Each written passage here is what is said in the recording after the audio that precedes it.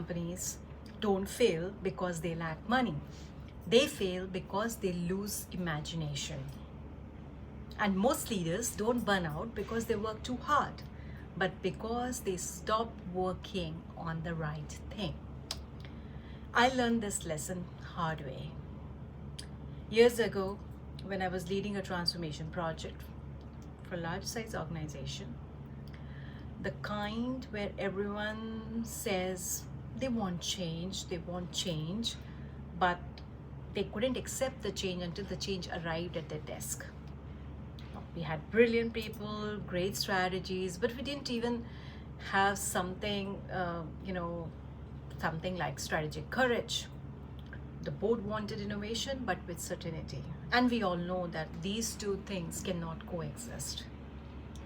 Innovation is a leap of faith, actually, disguised. We convert that into spreadsheets with numbers. And, when the spreadsheets don't work, we lose faith. And we just end up with PowerPoint presentation. And leadership then becomes a risk management thing. I've seen large-size companies freeze while simpler, smaller, hungrier competitors reinvent the strategy under their arms. I want to talk about an instance. Last week, I watched an old documentary on Steve Jobs. It was not about glamour or turtleneck. And it was the version of him that made me realize that it's the vision that changes everything. Now, he had the vision of a compact computer.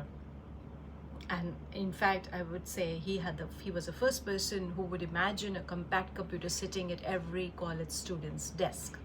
The pricing was difficult. People were not able to believe him, but he had conviction. He had a crazy, unreasonable belief that the world can fit inside a machine. Even though he was proved wrong so many times, he was doubted, he saw it differently, and he lost his job. But that changed everything for him. In modern times today, if we look at Satya Nadella, when he joined Microsoft was in doldrums, and when he took over Microsoft, he didn't focus only on technology, but he focused on his belief, a belief of transformation. And he used to say that we need a culture that thrives on learning but not knowing. So learning is the key.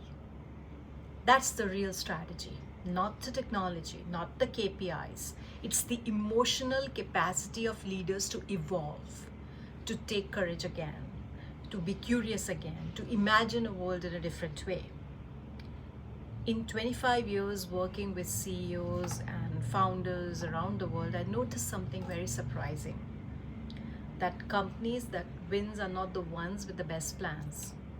They are the ones that reinvent themselves slowly, steadily, consistently.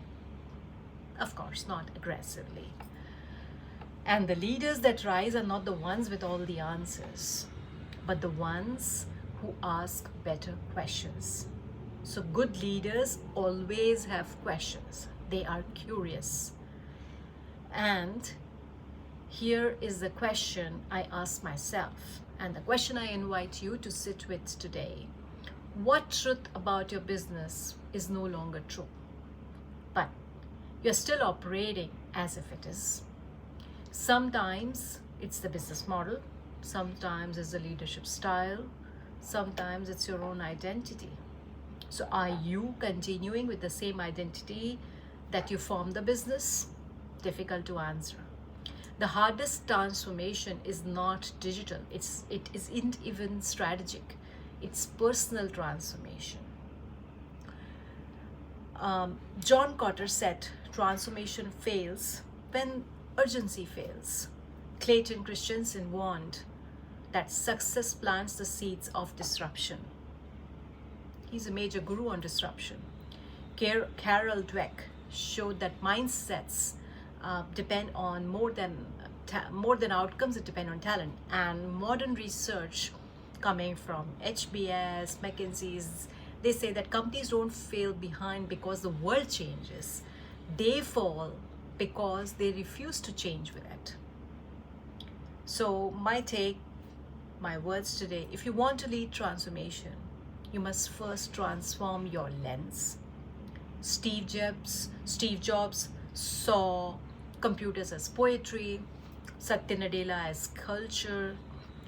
The great strategists like Sun Tzu or Peter Drucker understood that power comes from awareness and not aggression.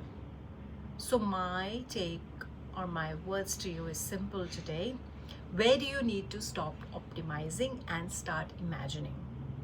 Welcome to Boardroom in My Mind, where we think out loud, learn in public, and build the courage to create a future which is worth belonging to. I'll be talking about ESG, AI, transformation in these episodes. So let's connect in the next episode. Thank you.